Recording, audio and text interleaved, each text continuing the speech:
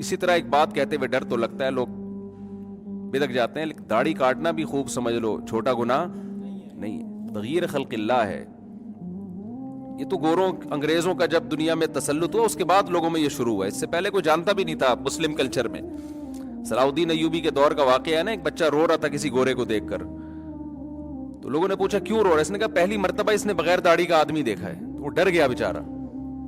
تو کسی بغیر داڑھی والے کی توہین مقصد نہیں ہے، لیکن ہمارے نبی صلی اللہ علیہ وسلم کا حکم ہے اعفوا اللحا، داڑھی بڑھاؤ، وقصوا الشوارب، خالف الیہود والنصارى، بہت ساری احادیث ہیں اس پر، اور یہ تغییر خلق اللہ میں داخل ہے. تو ہمت کر کے رکھ دو، چھوڑ دو یار، کچھ نہیں ہوتا، اور اچھے لگو گے، چہرے پہ ایک رونق آ جائے گی، بہت سے گناہوں سے اس وجہ سے بچ جاؤ گے. داڑھی رکھ کے سینما گھر کی لائن میں کھڑا ہوا اچھا لگے گا آدمی؟ اچھا لوگ کیا کہتے ہیں کہ ہم چونکہ فلم دیکھتے ہیں تو اب داڑھی رکھ کے فلم دیکھیں تو پھر داڑھی بدنام ہوتی ہے.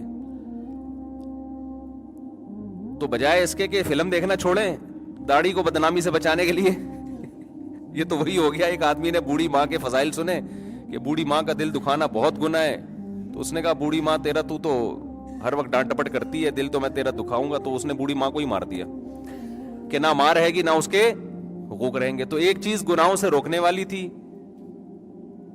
تو آپ نے اسی کا اڈا بھی اڑا دیا.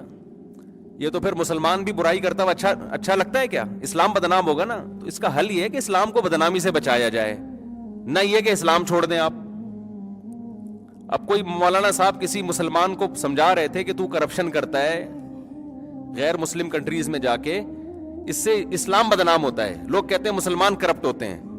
تو اس نے کہا اچھا اسلام بدنام ہوتا ہے، چلو میں اسلام ہی چھوڑ دیتا ہوں. تو یہ تو اور بڑا جرم کر دیا نا کہ ایک چیز جو تجھے برائی سے روکتی تو نے اس کو جڑ سے، ابا کے حقوق کا تحفظ کے لیے ابا ہی مار دیے.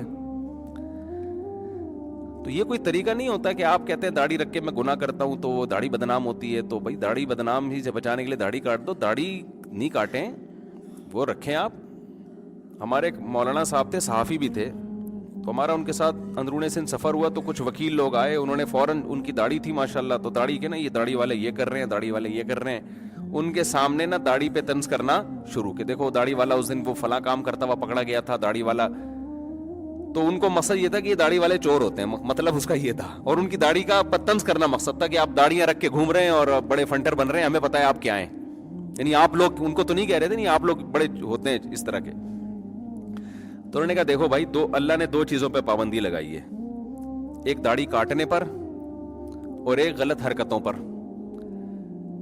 جس نے داڑھی رکھ لی اس نے اللہ کے دو حکام میں ایک حکم تو پورا کر لیا نا، غلط حرکتیں نہیں چھوڑ رہا، ٹھیک ہے نا. جس نے نہیں رکھی اس نے کسی بھی حکم کو پورا نہیں کیا.